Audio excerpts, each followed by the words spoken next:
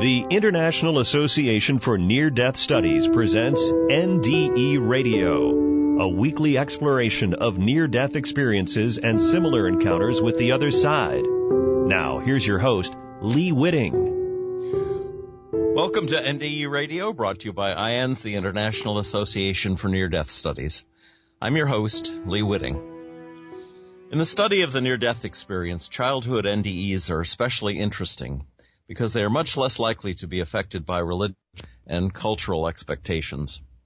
Our guest today, Ingrid Honkala, Ph.D., was born in Bogota, Colombia, where she grew up with her parents and three sisters.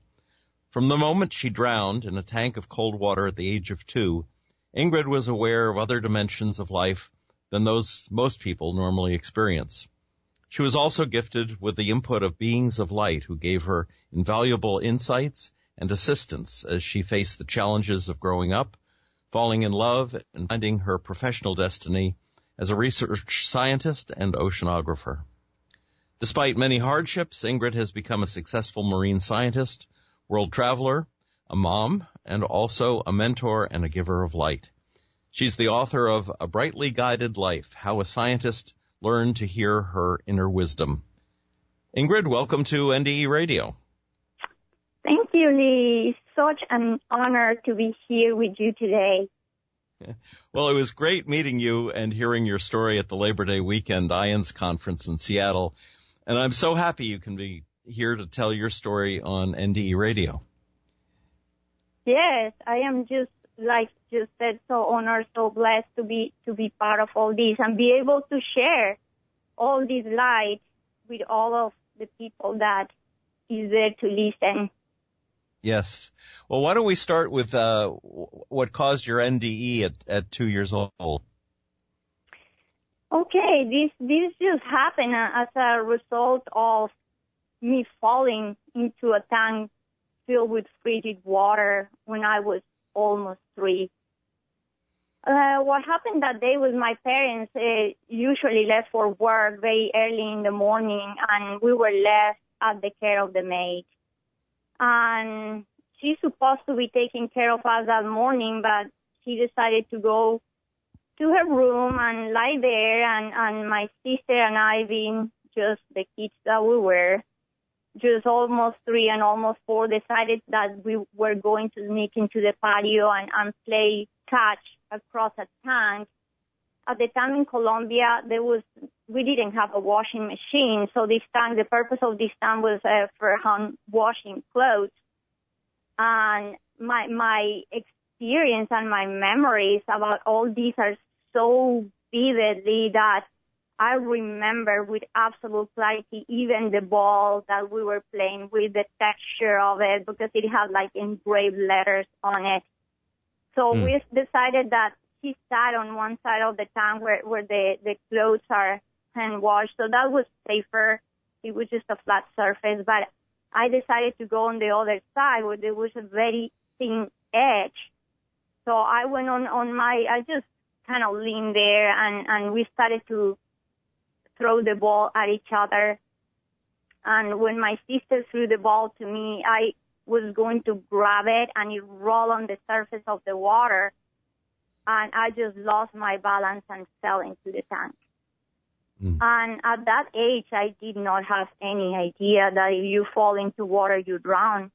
So while I was going through the most terrifying and shocking moment of my life where I was just fighting to breathe, fighting to just get out of this tank, suddenly I went from that absolute moment of terror to one of complete and absolute joy, peace, freedom. It was just like, such an amazing state of well-being. And while I was experiencing this state, suddenly I just saw light, like if the light of a candle had been ignited, and that was enough to illuminate all my watery surroundings. And I started to see bubbles suspended in the water, and I just like, started to follow these bubbles. Then I saw a body suspended in the water, and the eyes were open, and I just realized that somehow I knew that was my body. And because I was born as a very sick child, and I spent the first 3 years of my life feeling very, very unwell, when I saw the body, I just felt like, no, I'm not going back there. Because the sense of well-being I was experiencing was such that I don't want to go back to that body. And now I was free to do it. I was experiencing this amazing, amazing freedom. So at that moment, I turned around and left.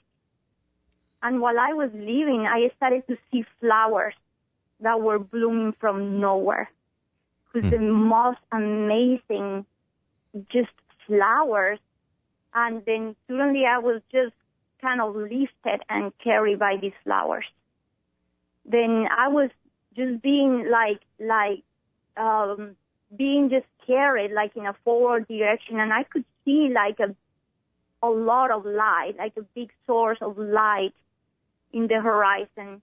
But then just like that, just in just an instant, I appeared in the maid's room, and I saw her from above.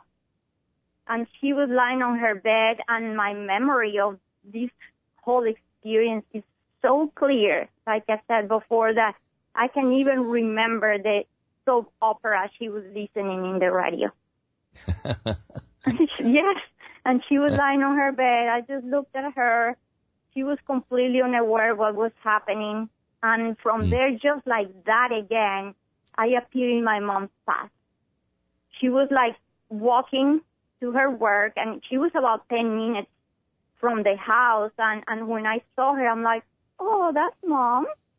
Mm-hmm. And at that moment, this is amazing because this is this connection that we're unaware of, Lee, but she felt like something was going wrong at home with one of her daughters. Yes. And she just decided to turn around, and she started to run. She just had this urge, like, I have to be home. Mm-hmm. Then she started to run back home, and at that moment, I just got distracted by the realization that wherever I put my mind, I could go. And it was like time and space had vanished for me, and I was just, playing this game of going places. And while I was playing this game of like thinking about something and appearing there, suddenly again, just like that, I appear in a realm that was completely made of pure, bright, shiny light. And I felt absolutely welcome. I felt that I was just coming back home. Like if I just had left that morning, it was like no time. And I was just coming back from a day of work. And I was being welcomed, and I felt so loved. And even at that moment, I didn't really see anybody. I felt that I was not alone. And then I had the realization at that moment that I was a being of light. Because until that moment, I just didn't think about it. Then now I realized, wow, I'm not that person. I'm not Ingrid. I am this being. And at that moment, I started to fuse, to become one with the whole. And although I was still having a sense of self, it's like I was just vanishing. And from there, I experienced something that is impossible to describe, but the best way is just saying what it is not, because I experienced a sense of nothingness. And the only thing I can say about that is the absence of absolutely everything we know with our senses and with our mind. It was a state in which there was no color, no movement, form, no texture, sound, no feeling. There was no meaning, no concept. And while I was just in this state, suddenly my mom, who was just finally just arriving home, when she got there, although we live in a big house, she knew exactly where to go. And she directed herself to the back of the house where there was a patio.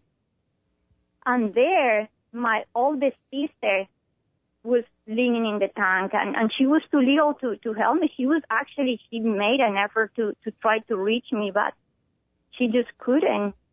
But thanks to her, my mom knew that there was something, that I was in the tank. She looked at my mom and she said, Ingrid is there and I cannot help her. My mom got in the tank. She got me out. I was like a raggedy doll. She said there was no pulse, there was no breathing, but my mom was trained CPR and she just started to revive me. And at that moment, I was so detached already. I was not concerned at all with this reality that I didn't feel absolutely anything. But like some people say that they were told to come back or something like this, none of that happened to me. I just felt like suddenly like I was jumping from the tallest building in the world. And like I just felt that vacuum feeling like when you jump from a big tower or from an airplane. And that feeling was like something pulling me back. Like I was being sucked, like vacuumed back into this reality and to this body, something I could not avoid. And then I knew I was back when all the feelings of like discomfort and cold and pain and fear were back. Yes. So that was pretty much what happened during the NDE. Do you think that, I've asked this question of other people who've started into the light, do you think that we lose ourselves, that we lose our ego, that we lose our identity when we merge back into the light? Do we just become part of God? Yes, because I think it's not needed anymore. I think that the work of the ego is offered to us in this life as humans, the possibility to have contrast. That contrast that will make us or will force us to go back to awareness, to go back to, oh, there's something else here. This ego is actually giving us all these contrast, or sometimes it turns into suffering, it turns into pain, but all of that is guiding us back to look, there's something else. There's something else. Look beyond. Yes. That's what some people have to go through terrible sickness or terrible things to finally say, all this experience pushed me to change my mind, to change my perception, to realize that I have to look at life with different eyes, with the eyes of love, with the eyes of compassion. So all of that, so there's a function for the ego. And once we are out there, it's not needed anymore. We just merge. I thought it was very interesting that your mother was psychically aware that you were in trouble, that she must have psychic abilities as well as you. Yeah, my mom is actually a very, very sensitive being. And through time, once we started to kind of like understand each other, like when I was 5 years old, due to a bunch of drawings I used to do at school, a teacher just was curious and she asked me like, what is this? Because I used to paint auras around everything. And I started like figures around everything. And she's like, are these the sun and the stars? I'm like, no, those are my friends, the beings of light. So thanks to all these drawings, my mom was called at school and she started to realize, oh, I get what is going on here. She's seeing things. And my mom just in front of the teacher was like, oh, nothing is happening, we'll solve it. But then she came to me and said, I believe you because I also see things that others don't. Yes. And what happened is that she's been seeing a spirit since she was 5 years old, but through her life she was asked, and she was punished if she would talk about that when she was little. So she completely concealed this and never really mentioned it to most of anybody until finally she started to be able to talk about it as she discovered it was happening to me. And as I grew and I started to bring all my family into all this and to spirituality. So my mom is an incredible, sensitive being. Now, you mentioned the beings of light. Tell us about that. That's absolutely amazing, Lee, because it's when we realize that we're never, ever alone, that we're always being taken care of. So what happened is that after my NDE, I started to have similar experiences to the one I experienced when I nearly died, in the sense that I was experiencing like changes in color and movements and sounds and things that I have never experienced in this realm as Ingrid. And at that age, I didn't know I was having out-of-body experiences. And I was being taken back to that realm of the light that I experienced during my NDE. And all this was really confusing. And the whole thing was very confusing because when I came back, I was not happy. I felt so much freedom, so much joy there that I'm like, I don't want to be here. So I was throwing big tantrums, and it was hard for my parents. You imagine a 3-year-old, a 4-year-old I used to say to my mom, Mom, you don't understand. This is not me. This is not my name. I should not be here. So in the midst of throwing all these tantrums and all this happening, in one of these journeys that I was having, suddenly I was surrounded by light, like starlight figures that were shining in all different colors. And I was like, wow, in this state of awe. And in one of the journeys, one of these stars, like figures, turned itself into a human form.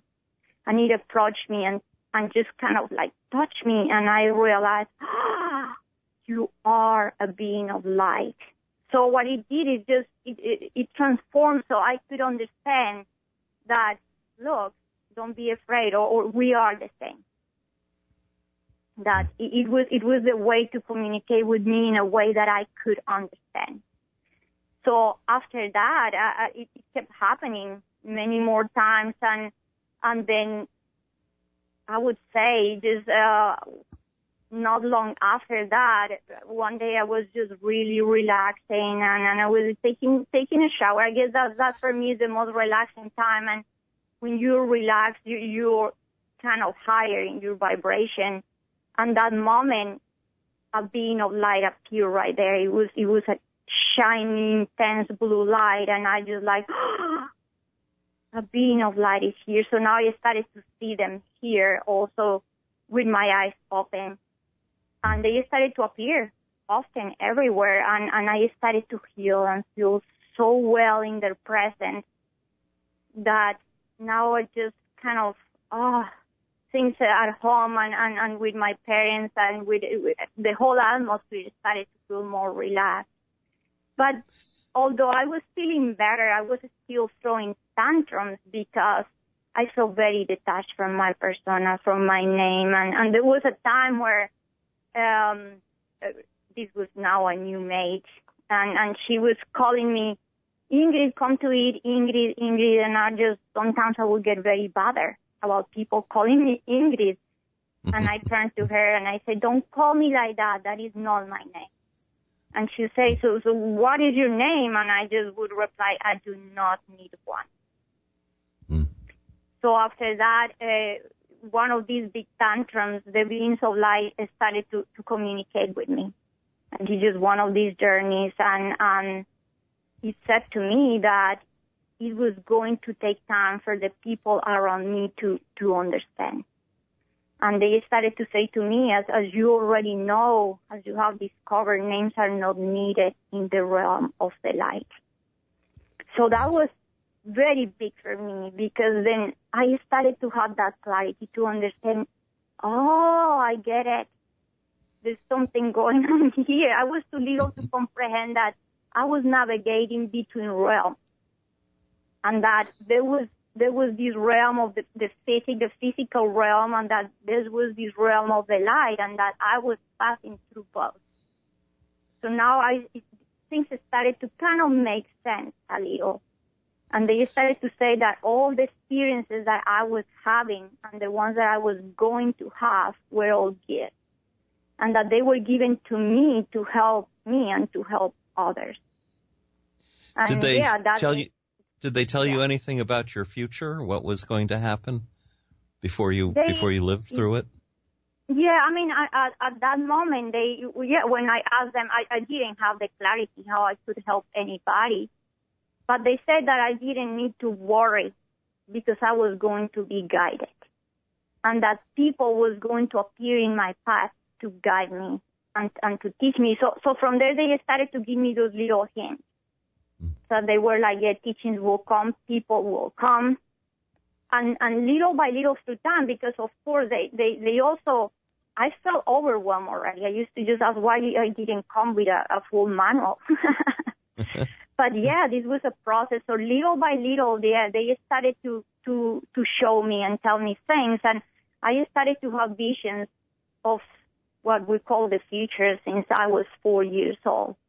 So I started to see these things that were happening sometimes close or sometimes the things that didn't happen until 20, 30 years later. And just by like tying the knots or just when the experience happened, I'll be like, wow, I knew this. I knew this.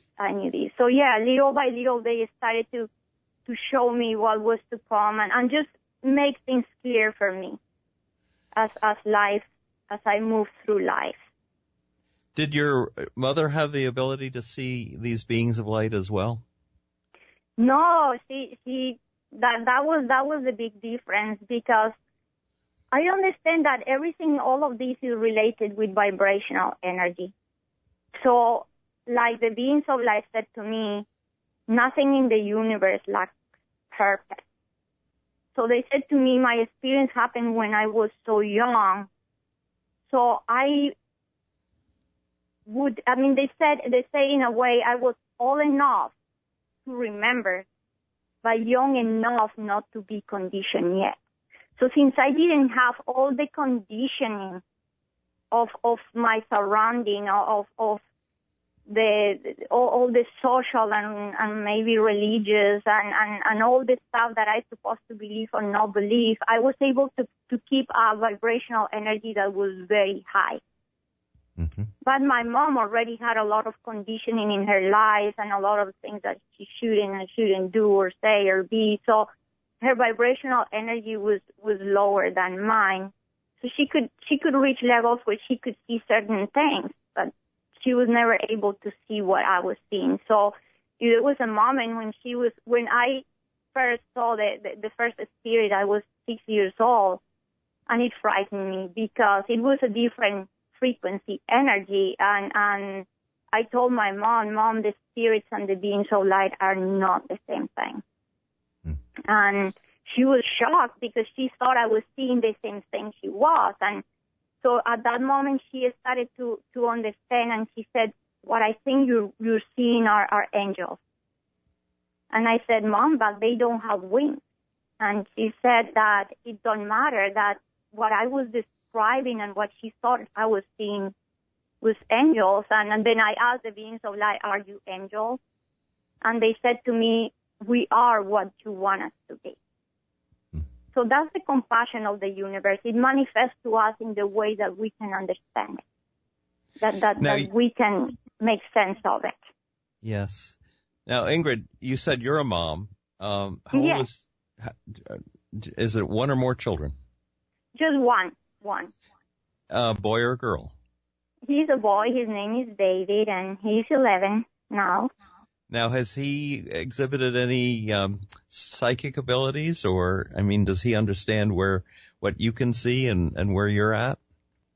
Yes, he does. He's incredibly sensitive being.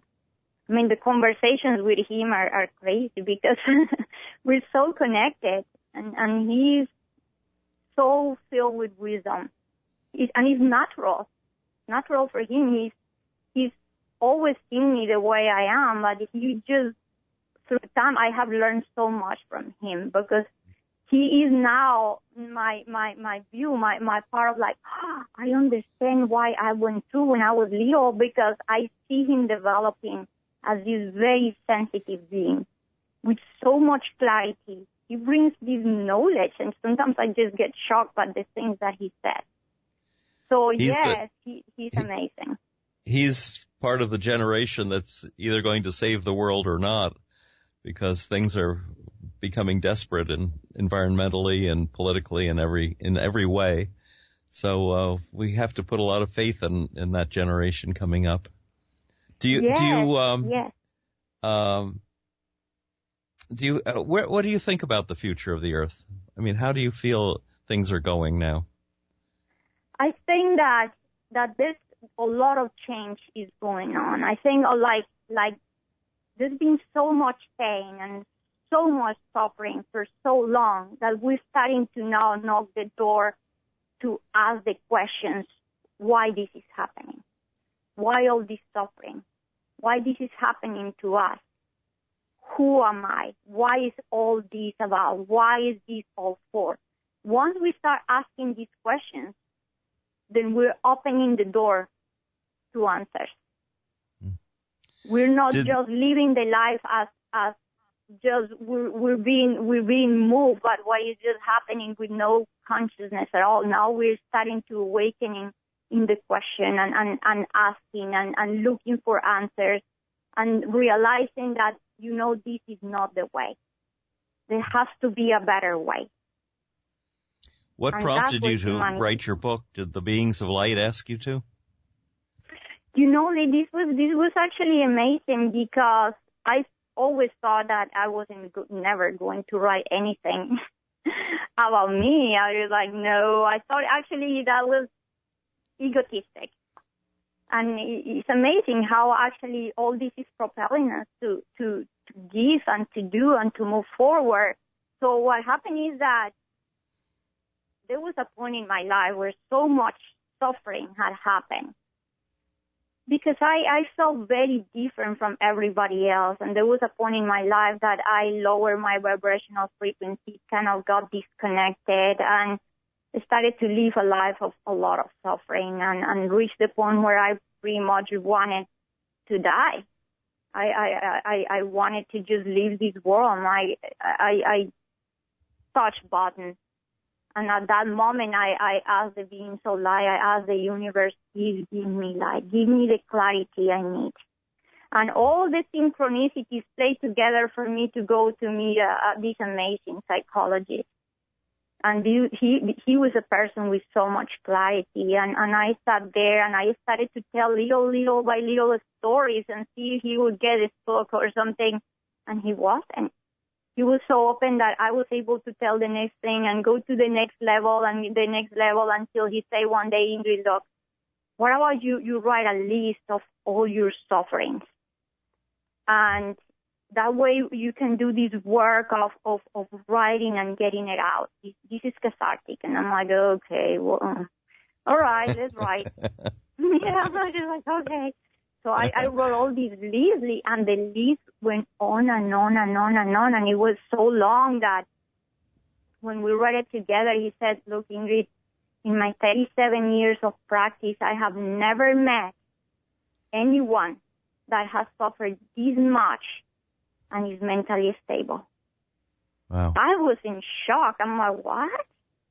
So I told him, like, that moment, feeling just so shocked. I said, why me? Why this is happening to me? And he gave me the words at that moment that I needed to hear. That was the switch that changed everything. He said to me, why not? Ah, very good. That was Ingrid, amazing. Yes. Unfortunately, we are out of time for today.